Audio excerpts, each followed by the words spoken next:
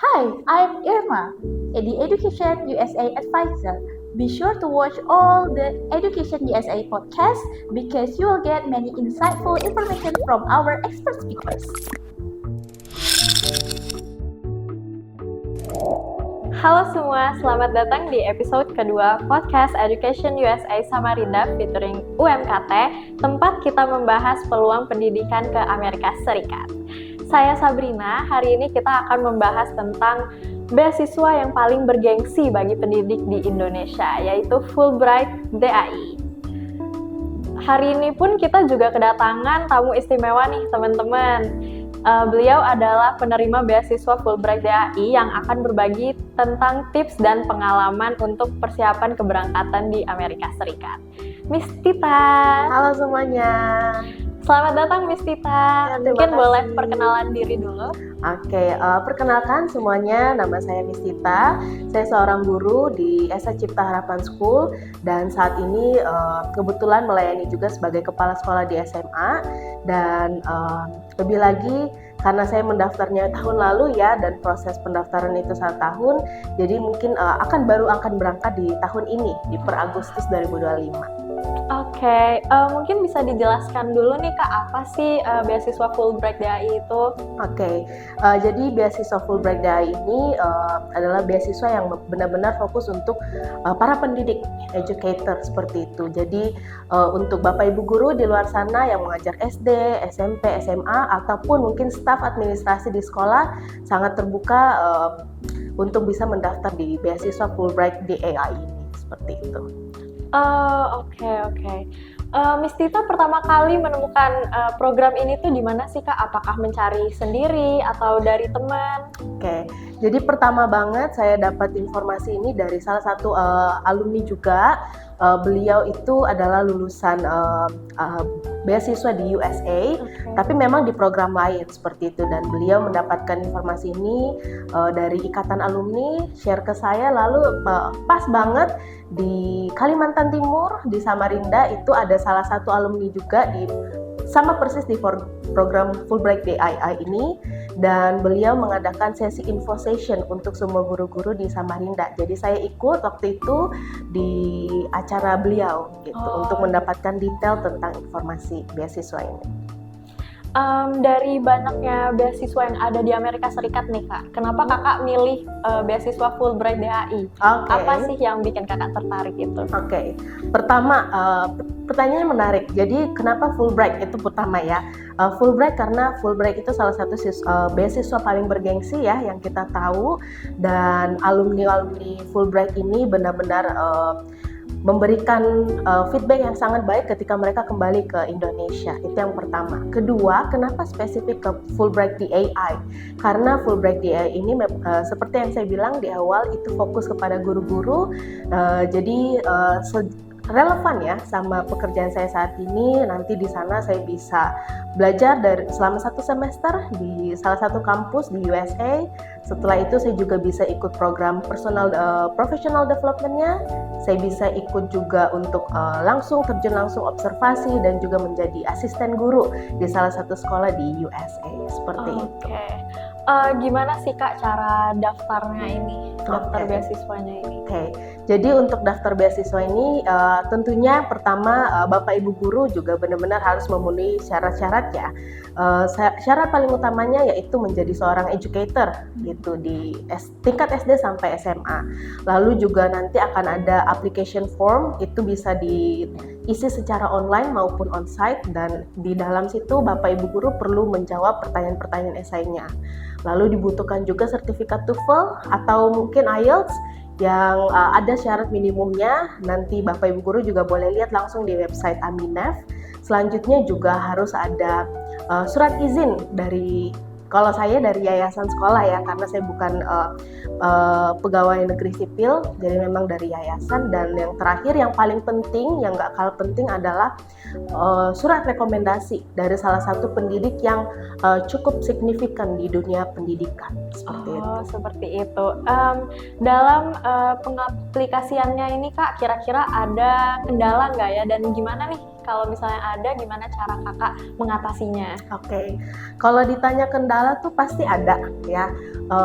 Ini mungkin sekalian tips dan trik kali ya, Boleh. Kak Sabrina gitu. Jadi saya sangat menyarankan ketika Bapak Ibu guru ada yang berniat untuk mendaftar di beasiswa ini, waktu 2 minggu saya rasa bukan waktu yang cukup gitu. Mungkin bisa dimulai 1 bulan, 2 bulan sebelumnya untuk research.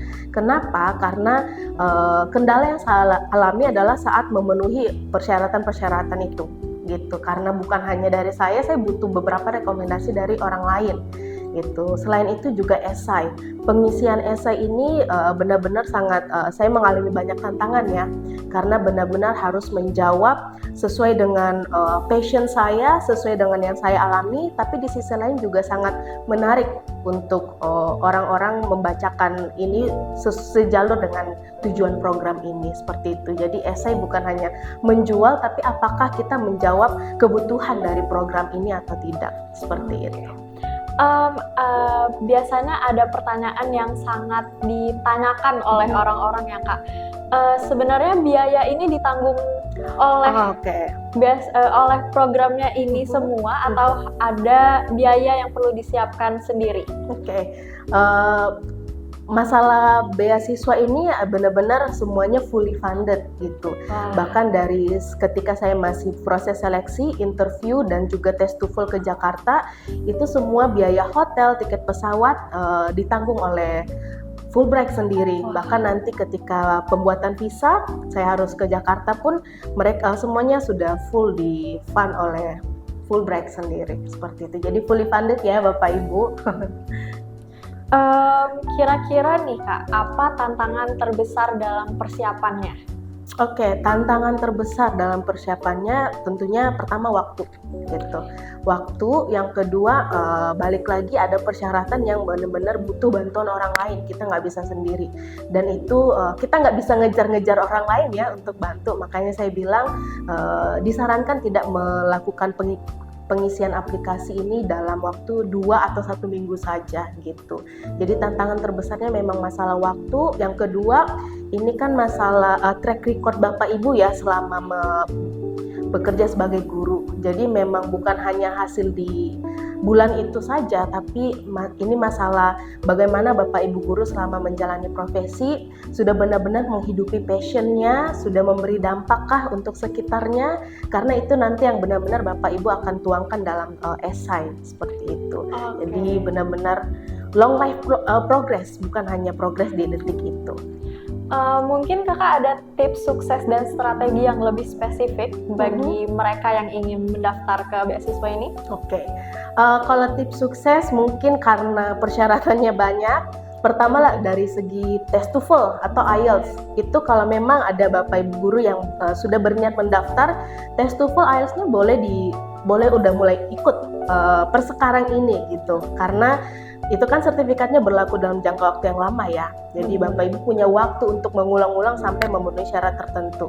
Itu yang pertama dari segi kelengkapan berkas. Lalu yang kedua adalah masalah pengisian esai gitu. Pengisian esai itu mungkin kalau bisa kasih tips, Bapak Ibu guru boleh gunakan tips STAR gitu.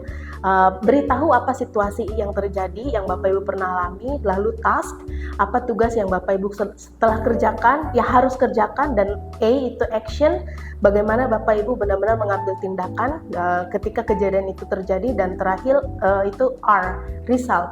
Gitu, apa hasil dari yang Bapak Ibu sudah lakukan. Jadi semuanya nggak ngambang atau ngawang-ngawang ya, benar-benar aplikatif, benar-benar terarah seperti itu. Jadi dan satu lagi yang paling penting ada persiapan projectnya, research programnya. Apakah ini benar-benar memungkinkan untuk dilakukan gitu. Tips tambahan mungkin boleh Kak Sabrina saya sampaikan. Kalau misalnya Bapak Ibu guru mau provide untuk research programnya, saya sarankan untuk apply program yang punya tujuan SMART goal gitu, tujuan SMART.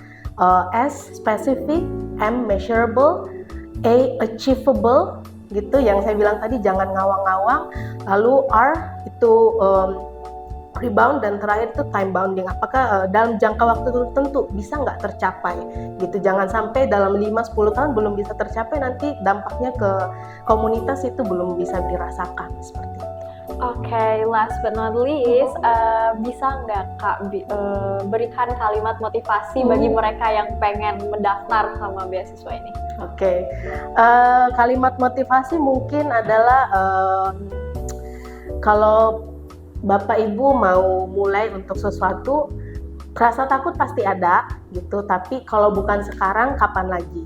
Jadi nggak apa-apa, it's okay to make mistakes, karena saya selalu bilang ke siswa saya, mistakes are proof that you are trying. Kalau belum pernah ngelakuin kesalahan apapun, berarti kalian belum pernah mencoba sesuatu yang baru.